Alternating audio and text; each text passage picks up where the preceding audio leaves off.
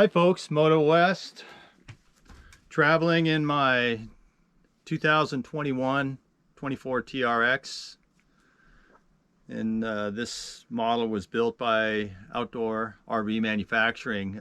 Thanks for checking out my channel. This is a pretty general direction I'm going to take this content, and I had previously reviewed my trailer before I really got around too much in it, and currently I've been in it a year, and unfortunately it's been almost that long since I've added anything to my YouTube channel, and I apologize for that. And for all you folks that subscribed, I really appreciate it, and I was really floored by how many people were really interested in it. And I got a lot of comments, and I'd say 99% of them were positive. 100% of them I took something away from, and I don't think I'd say any of them were terribly negative. And I just appreciate everybody chiming in and coming back and giving me that input.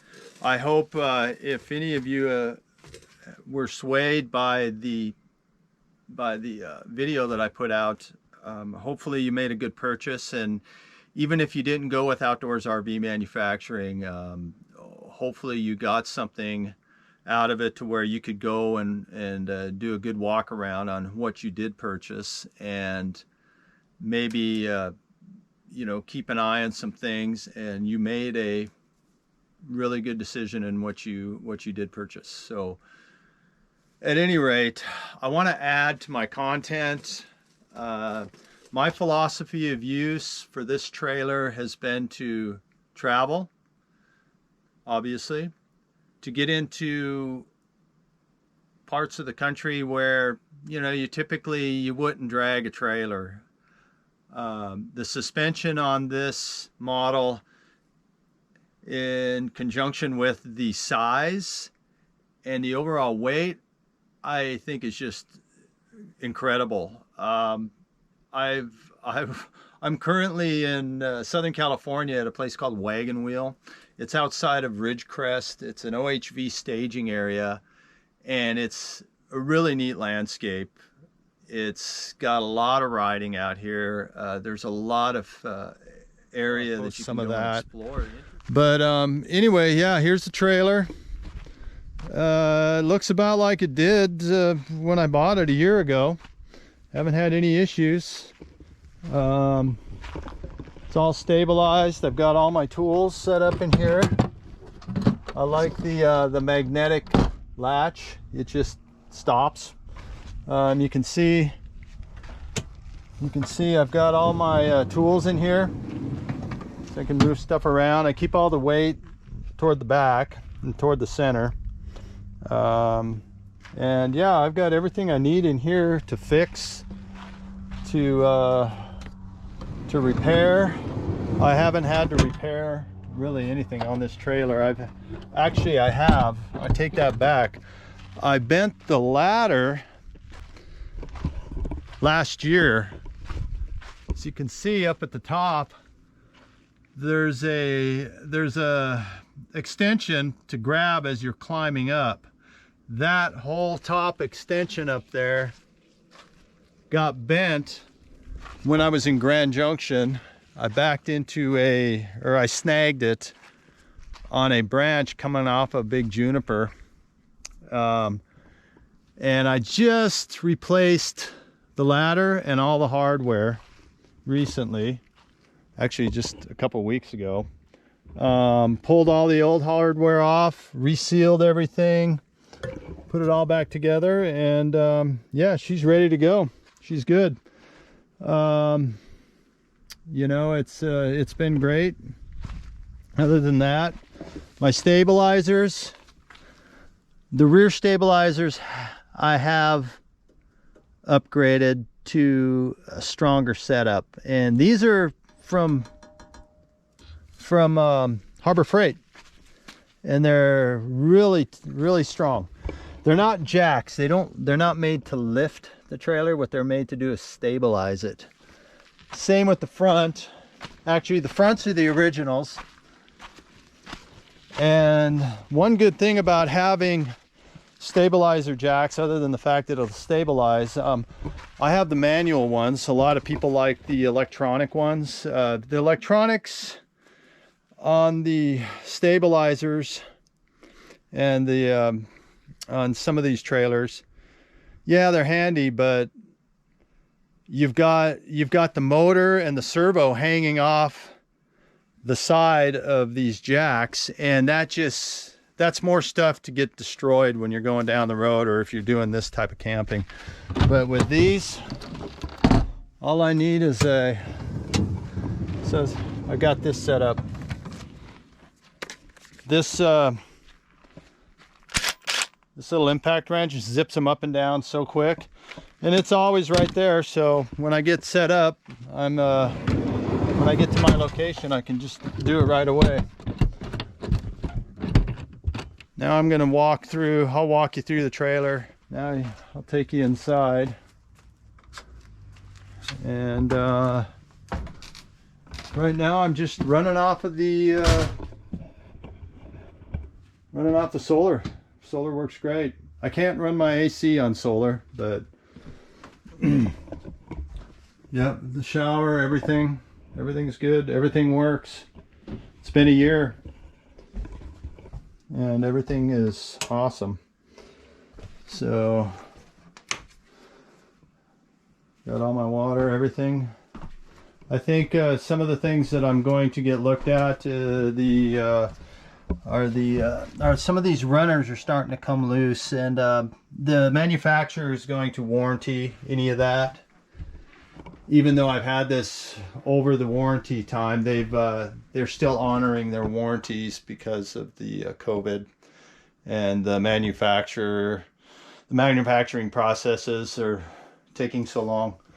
But yeah, you know, everything else has been good. One of the things that really bugs me are these. So when I first got this, whenever the trailer was moving or I walked around and things started moving, these ends used to clack against the wall and clack, clack, clack. So what I did was I got these little things here. They're just little glue-on pads. So now you can let go of it and it's silent. Do this up here too. You can't hear it anymore. But yeah, that little plastic piece would yeah, make a bunch of racket. Everything works, everything's good. Great truck. This trailer dry weight from the factory was 8,700 pounds.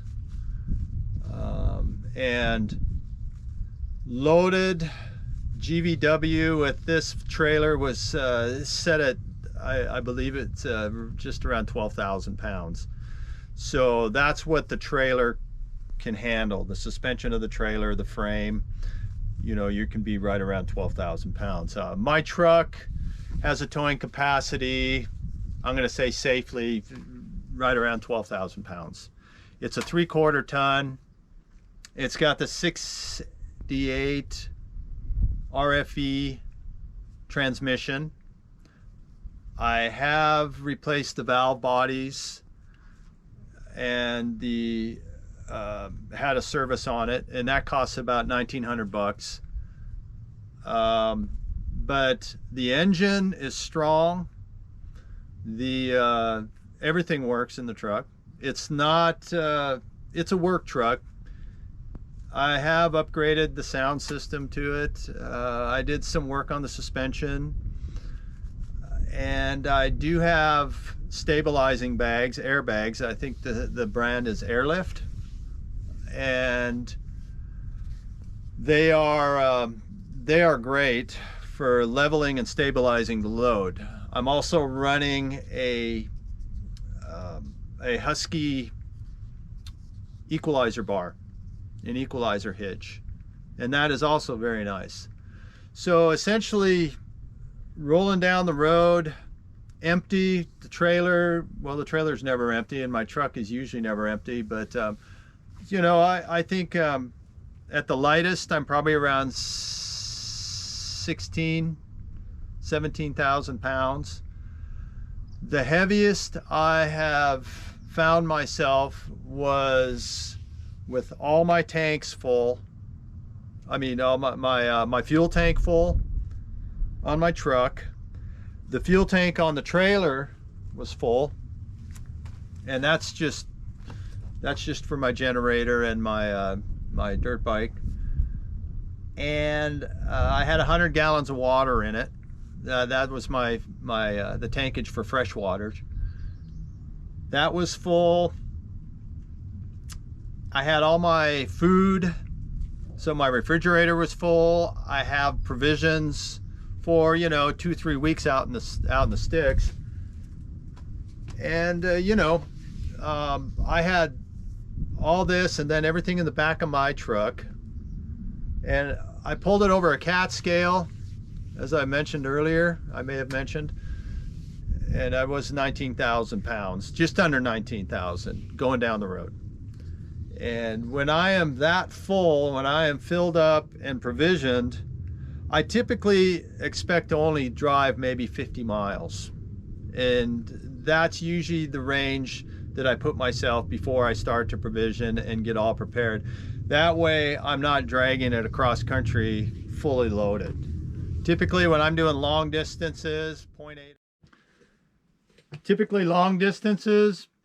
to point B, I'm as light as possible. And I will only usually drive maybe 300-400 miles a day, and then I'll just camp somewhere, or I'll plug in. Long distance driving, I won't do more than 500 miles, and it just gets too tiring. And there's always something interesting off the side of the road to pull over and check out. And the great thing about this size of a rig and this size of a trailer, everything combined, and I guess, you know, in my situation, if something comes up and it looks interesting, I'll go check it out. I don't have to be at work at this point, and really, unless I have something pressing or if I had promised to be somewhere, you know, I can kind of wing it, and which is really nice. And I can get in and out of the big parking lots and some of the medium-sized parking lots of the grocery stores. It doesn't have to be a Walmart every time. A short wheelbase truck and the trailer, tongue to bumper, the trailer itself is about 31-32 feet. So in hindsight, would I do this purchase again? Yeah, I would. Absolutely. I think I made a good purchase. I've got enough information prior to my purchase that when I went out and found this one, I knew exactly what I wanted. I knew exactly what I was getting into. And now, when I leave California, I'm going to have to put some mileage on, but I believe I'm going to go north through Nevada. Nevada, I'm not going to be paying as high prices, so I'll save a little money there. Although it would be nice to cruise up to Mammoth and June Lakes, and go up that direction, because I kind of want to end up in Oregon and up at the Steen Mountains and the Alvord Desert, which is kind of a remote area. But all of April I'm going to be traveling north, getting out of the heat, and I'll try and check in a little later, and hopefully between now and then I will post some more. And thanks again for comments. Anybody that wants to chime in, I'll do my best when I have a signal to get your questions answered. And if you're already traveling, maybe we'll see you out there. Happy trails, and thanks.